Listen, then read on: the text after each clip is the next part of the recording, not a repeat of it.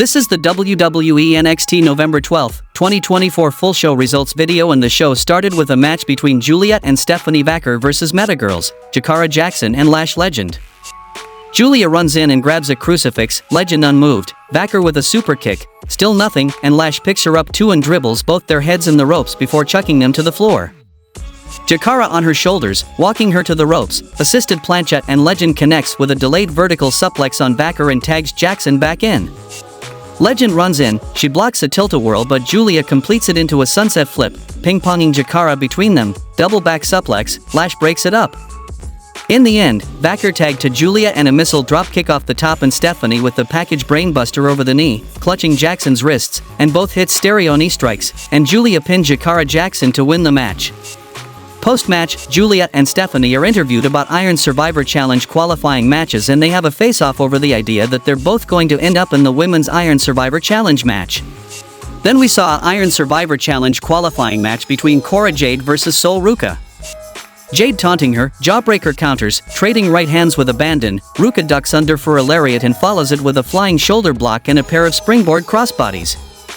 In the end, Sol hits a kick, she springboards and Cora trips her up, underhooks, shoved off, sidestepped the knee, Sol up in the corner and delivered the Sol Snatcher, and won the match by pinfall, qualifying for the Women's Iron Survivor Challenge match. Dion Lennox is talking to Carmen Petrovic about her favorite color, and she gets lost in a tangent about the yellow beanie that Ashante Adonis wore when he distracted her before saying her favorite color is red, which is one of the objective best colors. Adonis rolls up and Dion proposes a tag match for next week so he and Carmen can get on the same page, which is infuriating, but oh well, we're going to break. Back from the commercial, Ava Raine is holding a summit with the tag team division where she says she's looking for the next team to step up, and puts over the bona fides of Gallus, Hank, and Tank, No Quarter Catch Crew, OTM, Tyson DuPont, and Tyree Ekigwe, as well as the D'Angelo family in turn. They all bicker about who's best, and Ava says that's the energy she wants, but she needs them to show it in the ring. Then we saw an Iron Survivor Challenge qualifying match between Cedric Alexander versus Wes Lee. We saw turnbuckle removed in a struggle, referee Daryl Sharma putting the turnbuckle back, and he blows the count on a Michinoku driver from Cedric. Charging in, drop toe hold, Alexander goes face first into the turnbuckle, and Lee hits double knees, and defeated Cedric Alexander by pinfall, qualifying for the Men's Iron Survivor Challenge match. Tony D'Angelo is eating at his restaurant when Shawn Spears rolls up with Brooks Jensen in tow, and they have a bit of banter, and Spears says he came here for the title and a lot of guys come in here and turn the place upside down, and anyway he wants Brooks to wrestle the title match. When Brooks and Spears get in their car to leave, Shawn has a meaningful word with the driver.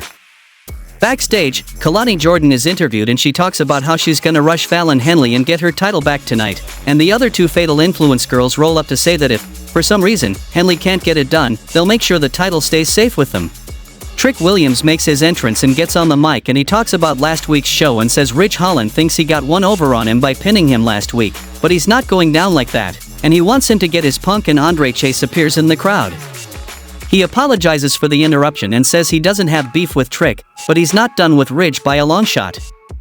Williams says after everything Holland did to destroy Chase U, and he gets it, and we should all take a moment and recognize Chase for the hard work of bouncing back. He says Andre has done everything in NXT, well, not everything now that he thinks about it, so how about for one day only think about everything, and then comes Ridge Holland. He's mad at the idea of Andre getting an NXT championship match, and he refuses to have another match against Chase. Andre offers to put Chase U on the line, and Ridge says he doesn't care about his precious little university, and the only thing he cares about is the NXT championship. Trick cuts the baby down the middle and makes a match for next week, Chase versus Holland. Winner gets a title shot. He admits he's pulling for Andre, and somehow it turns into a stipulation where if Ridge wins, Chase U disbands as a wrestling faction. Chase accepts the challenge, Holland decks him, and Trick takes Ridge out with a bookend, and Williams and Andre work together to hit the Chase stomps. Jada Parker cuts a promo congratulating Sol Ruca on qualifying for Iron Survivor Challenge, but says she's gonna win the match. Back from the commercial, Yashiki Inamura and Josh Briggs are meeting with Ava Raine, and Inamura talks about what an honor it is to be on excursion in NXT when Eddie Thorpe rolls up to complain about getting blown off again. Ava tells him she booked him in an Iron Survivor Challenge match and he's grateful. The next match happened between Adriana Rizzo versus Nikita Lyons, and the result of this match was Nikita Lyons defeated Adriana Rizzo by pinfall with a Vader bomb. Post-match, Rizzo lays Lyons out with the crowbar. Andre chases backstage with Chase-U, who are distraught that the faction is on the line, but he brings them in and says they've been through it all together and nothing will break them up. Then we saw an Iron Survivor Challenge qualifying match between J. Yvonne Evans vs Lexis King, and the result of this match was J. Yvonne Evans defeated Lexis King by pinfall with a double jump tornado, qualifying for the men's Iron Survivor Challenge match. Fraxium are backstage talking about Iron Survivor and the tag division stuff, whereupon Nathan Fraser informs Axiom that he got himself an Iron Survivor Challenge qualifying match. Axiom is mad at him. Back from the commercial, Dion Lennox and Ashante the Adonis walk off together as Lexis King comes into the locker room frustrated about losing. Hank and Tank tell him he did a good job and Dante Chin joins in the pep talk as well before Gallus roll up to call them all pathetic. The tag teams bicker amongst themselves. In the main event of the show, we saw a match between Fallon Henley vs Kalani Jordan for the NXT Women's North American Championship, and the result of this match was Fallon Henley defeated Kalani Jordan by pinfall with a Faymaster, retaining the NXT Women's North American Championship. Fatal Influence stand tall with the title on the stage and OTM grab a headset and yell about how they're gonna win the tag titles, but the D'Angelo family blindsides them and they brawl around ringside while Booker T is increasingly excited about seeing a fight on a wrestling program.